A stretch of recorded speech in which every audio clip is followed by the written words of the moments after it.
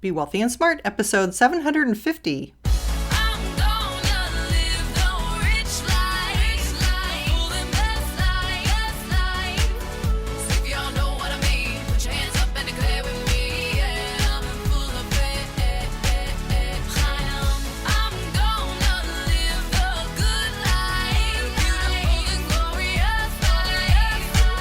Step into a world of wealth and financial freedom without budgets, boredom, or bosses on Be Wealthy and Smart. And now, here's your host, Linda P. Jones. Welcome to Be Wealthy and Smart. I'm Linda P. Jones, America's Wealth Mentor, empowering women and men worldwide to financial freedom. On today's show, we're going to talk about, is stock rotation underway? And what I mean by that is we've been getting a proliferation of investments into just a handful of tech stocks, the FANGs. And we've been watching to see, is that trend showing any signs of changing yet? So I found this article on MarketWatch and I wanted to share it with you. It was written by Mark DeCamber and William Watts. And it says, is the great rotation in the stock market underway as coronavirus cases surge? Or is it a false dawn? Here's what experts think. And here's the article. It says, the tyranny of the behemoth technology stocks, which has supported the overall U.S. equities market since March, took a breather this week. For months, the most highly valued technology and e-commerce companies have marshaled a nearly unceasing rally during a public health crisis that has enacted tremendous pain on the domestic and global economy. However, the conclusion of last week's trade on Friday highlighted some softness in the uptrend for mega capitalization tech names, raising questions about whether a rotation from out of those high-flying tech leaders into less loved, economically sensitive sectors like manufacturers, energy companies, financials, and industrials is afoot. Among the group considered at the vanguard of the tech rally, Facebook, Amazon, Apple, Netflix, Google parent Alphabet, and Microsoft. Only the iPhone maker finished the week in positive territory. Meanwhile, Netflix was the worst performer among that cohort, off 10.2%, notching its worst weekly skid in a year, and Amazon's 7.4% decline was its worst weekly drop since the period ended December 28th, according to FactSet data. As a result, the blue-chip Dow Jones Industrial Average, consisting of 30 companies, with only 4 considered traditionally tech in nature, outperformed the NASDAQ by 3.36 percentage points last week, up 2.29% versus the technology-laden NASDAQ Composite 1.08% weekly decline. That marked the 124-year-old benchmark's biggest weekly outperformance against the tech-heavy benchmark since June 5th, according to Dow Jones market data. And the broader market S&P 500 index produced a weekly gain of 1.25%. That was 2.32 percentage points better than the NASDAQ, representing the S&P's largest outperformance since the week ended February 5, 2016. On top of that, small capitalization stocks considered more sensitive to the health of the economy, reflected in the Russell 2000 index, gained 3.6% for the week. I want to pause there and say that's really key because the Russell, as I've been reporting, has still been down 28% for the year, while the NASDAQ has been up 17% for the year. And that differential is so huge that we need to start seeing that gap close. And maybe this is the beginning of that trend. I don't know, but let's go on and see what the article says. Drilling deeper, value-style investing, which has underperformed growth for years, is flirting with a comeback of sorts, with the Russell 2000 Index's Value Index, which tracks small companies that are undervalued by some metric, gaining 4.3% for the week. Meanwhile, its Comparable Growth Index, which follows the performance of companies that have a tendency to consistently grow earnings, rising a less stellar 2.9%. Similarly, an exchange-traded fund tracking the S&P 500's Value Index, the SPDR Portfolio S&P 500 Value ETF, symbol SPYV, finished the week up 3.4% versus a 0.2% decline for its Comparable Growth ETF, the SPDR Portfolio S&P 500 Growth ETF, symbol SPYG. Beaten down financials registered a 2.1% advance for their best weekly rally since the week ended June 5th, as measured by the Financial Select Sector Spider ETF, symbol XLF, while industrials, symbol XLI, soared 5.9% for the week, also marking their best weekly gains since early June. But was this a bona fide rotation into those categories and styles that many strategists view as necessary to propel the market to new heights? Or is it just another head fake? Quincy Crosby, chief market strategist at Prudential, told MarketWatch in an interview that it isn't clear whether tech's setback over the past week was outright profit-taking in the wake of a long run of gains or rotation in which investors sell tech and use the proceeds to buy assets in areas that they believe may have more room to run. This isn't the first time the markets have seen glimmers of rotation out of tech and growth names, only to be left disappointed. Bargain hunters back in late May scooped up battered stocks on the back of optimism around progress toward a coronavirus vaccine, but the moves since then have come in fits and starts, with the S&P 500 and Dow pinned around their most recent peaks in June, while the Nasdaq has notched 27 record-closing highs in 2020. The market's rally up to this point has been supported by companies that have been considered most resilient to the uncertain, socially distant outlook that the COVID-19 public health crisis poses. In that way, technology companies like video conferencing company Zoom Video Communications, which is up 262% so far this year, and the aforementioned tech behemoths are viewed as defensive plays. However, a sustainable rally is one that must include so-called cyclicals, experts say. Investors should be asking what the next theme in the market will be, said Gerald Sparrow, Chief Investment Officer of the Sparrow Growth Fund, which carries a 4-star rating from fund tracking service Morningstar.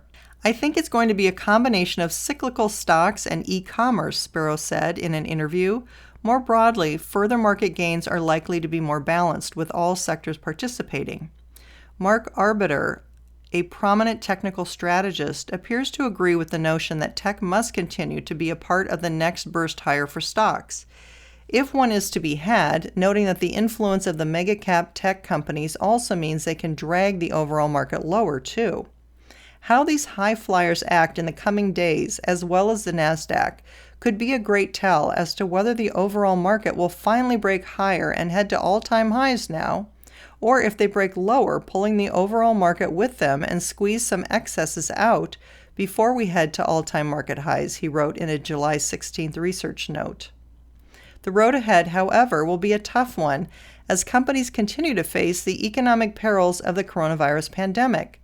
The Wall Street Journal reported that the 4 biggest banks, J.P. Morgan Chase & Company, Wells Fargo, Citigroup, and Bank of America, set aside $33 billion to protect against soured loans in the second quarter, signaling that the worst of effects of the epidemic are far from over.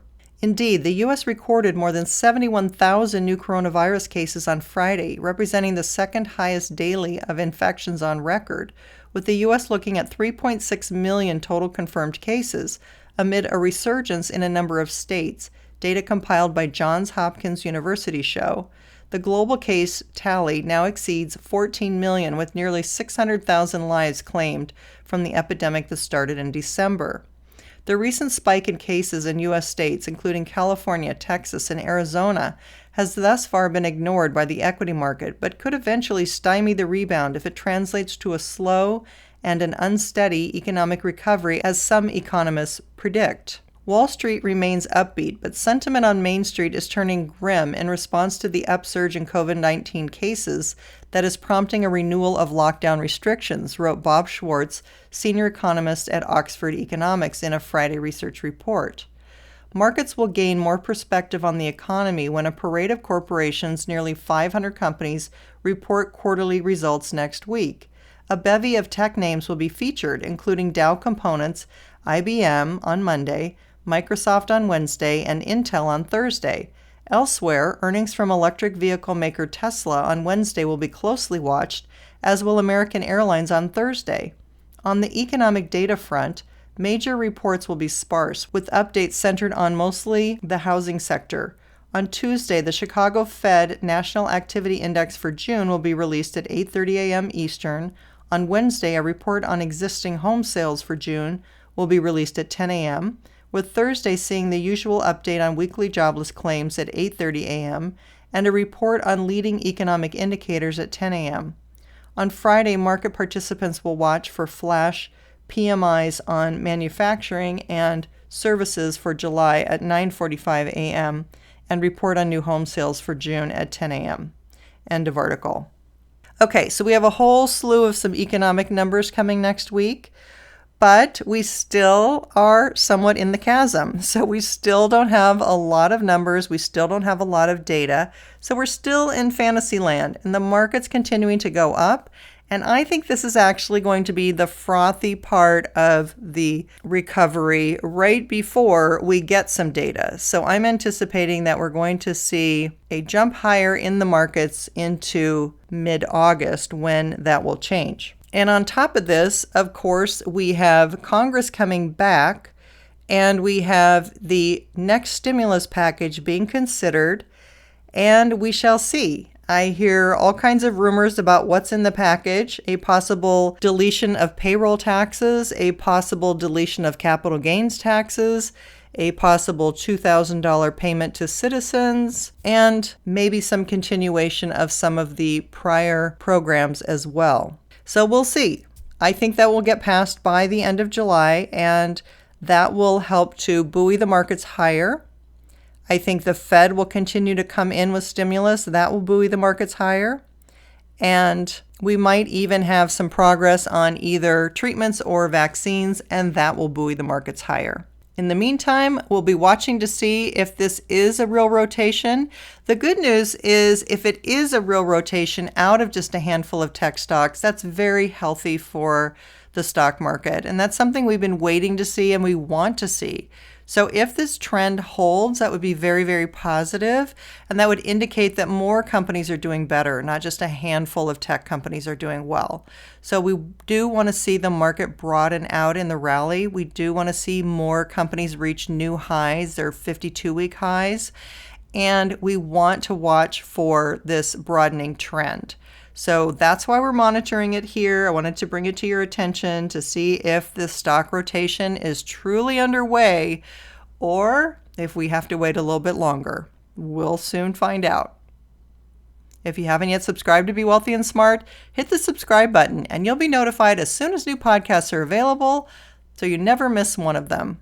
And don't forget, we have our summer sizzle contest going for podcast reviews and book reviews, and you might win one of 25 prizes. The prizes I'm giving away are 10 of my Wealth Heiress books signed by me, 10 of the Wealthy Mindset Blueprint audio sets, valued at $197, and 5 one-on-one wealth mentoring sessions with me. All you need to do is leave a podcast review on iTunes if you have an iPhone. That will get your name in the drawing one time. If you have an Android, please leave that review for Be Wealthy and Smart on Stitcher.com. It's STITCHER.com. Just use the search engine for Be Wealthy and Smart. It'll pull up the podcast. You can leave the review there. And if you've read the Wealth Heiress book or listened to the audiobook and you leave a book review on Amazon, that will get your name in the drawing 2 times. And I'll announce the winners on August 31st, so please mark your calendar and remember to tune in and find out if I call your name out as a winner. That's all for today. Until next time, live the good life and be wealthy and smart. Thank you for listening to Be Wealthy and Smart with Linda P. Jones. Share the wealth and tell your family and friends about the show. Check out our website, blog, and social media for more riches at www.bewealthyandsmart.com.